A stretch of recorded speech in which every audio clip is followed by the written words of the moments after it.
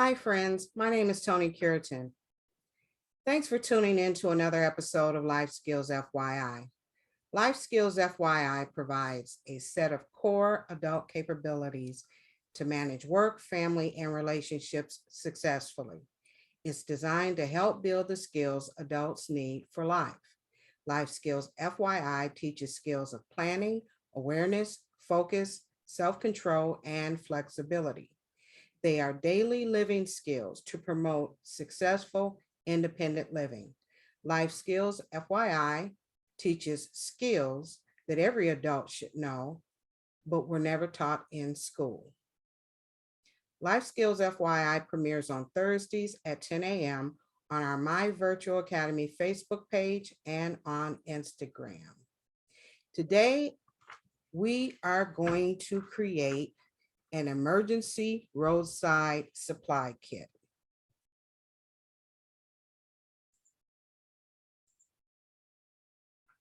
What do you do when your car breaks down and you're out on the road stranded with no help? When unexpected things happen, will you be ready? While you can't predict the future, you can and should be prepared for unanticipated situations by keeping a roadside emergency supply kit in the trunk of your vehicle. Today, we're going to cover how to build the ultimate car emergency kit. I'm going to provide you with a list of items that you'll need to help get you out of any roadside jams. So grab your pen and paper and let's get started. You can purchase a pre-assembled roadside emergency supply kit at any local Walmart store, and the prices range from $15 to $75. And of course, the range in prices reflect the number of items that you'll find in your roadside emergency kit. So the more you pay for it, the more items will be in it. But no matter what price you purchase your kit at, you will still need to add additional items to make a complete roadside emergency kit. Your kit should be checked every 6 months, and expired items should be replaced on a regular basis. There's nothing worse than being in the middle of emergency and you go to pull out a stale granola bar. Oh, that's funny. Vehicle emergency supply kits should include the following items: a properly inflated spare tire, a 4-way lug nut remover or wrench, a tripod car jack, and a can of Fix-A-Flat tire sealant. You should also have a seatbelt cutter and a window breaker, just in case you find yourself in water, deep water. You should also have jumper cables and a fire extinguisher in the event that your car catches fire. You should have reflective triangles and a brightly colored cloth to make your vehicle more visible. You should also keep a small first aid kit in your car. The first aid kit should have gauze, tape, bandages, antibiotic ointment, aspirins, non-latex gloves, scissors, hydrocortisone, a thermometer, tweezers, and an instant cold pack. You should also have a reflective vest in the advent that you have to get out of your vehicle and walk to go get help.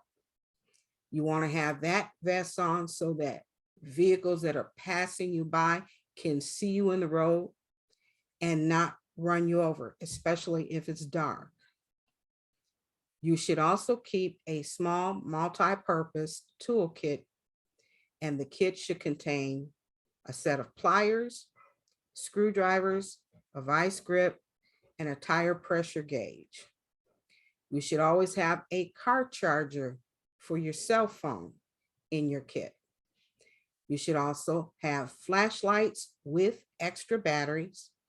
You should have bottled water, duct tape, a rain poncho, and an umbrella. And you should have a GPS, compass, and area road maps. Now, I know you say, well, why do I need to have a GPS? I have a cell phone. Well, what if your cell phone dies? Then you will have a separate handheld GPS with a charge that could give you directions. And if you don't have that, or you lose the power in it, that's where your old school compass and map will come into play. Additional items for cold weather will be needed as well, and they should include snow brush, shovel, windshield washer fluid, warm clothing, heat pack, and a blanket. And you should also keep cat litter for traction under ice and snow. You should also include in your kit non-perishable, high-energy foods, such as unsalted nuts, dried fruits, raisins, cranberries, and hard candy. You should also keep a roll of paper towel, toilet paper, some hand sanitizer, and an empty gallon container for the purpose of restroom and sanitation. In other words, when you're out stranded somewhere with no help in sight, that seems to be the time that your body starts saying, oh, I need to use the restroom. So you were on the side of the road with nowhere to relieve yourself. So if you keep an empty gallon jug, it could be very instrumental in keeping you from having an additional accident while you're stranded in your car accident. It's also a good idea to keep family and emergency phone numbers, including your auto insurance provider and the number to a good towing company in your cell phone. You should also keep a hard copy of that in your emergency kit, because again, your cell phone, the battery could die. So if you have a hard copy of that, you could at least have that information for when you come across the individual with a live cell phone that you can use to contact for help and assistance.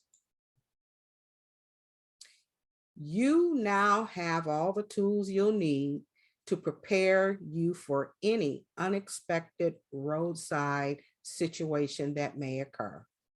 Whether you are traveling for vacation, commuting daily to work, or just running errands, a roadside emergency car kit can mean the difference between getting back on the road quickly or being stranded for hours with no provisions, waiting for help in a dangerous condition. With a little bit of time and preparation, you can be safer on the road.